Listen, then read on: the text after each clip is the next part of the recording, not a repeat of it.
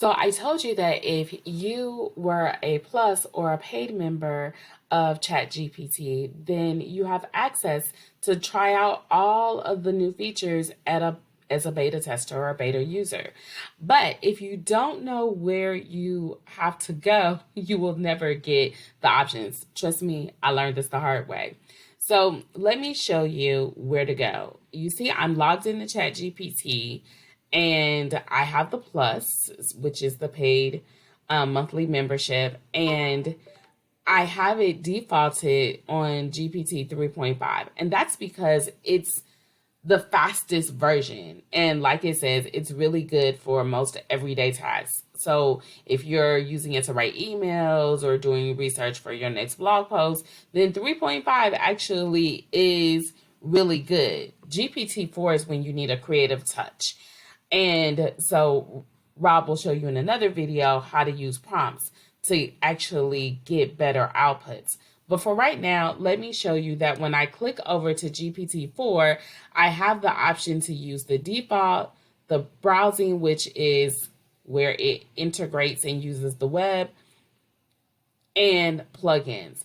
So how I was able to get this is you go down to your name, click on the three dots, select settings, and then go to beta features.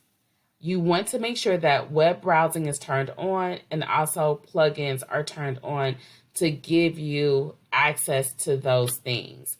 Now, while we're in here, let me show you what you can do.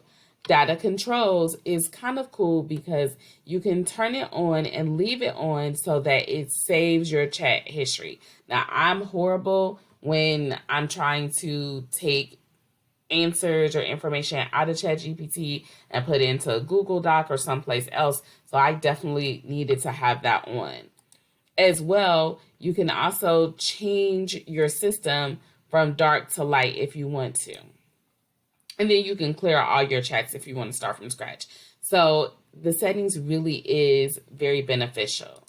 Now that you have turned on your browsing and plugin settings, let me show you what you can do.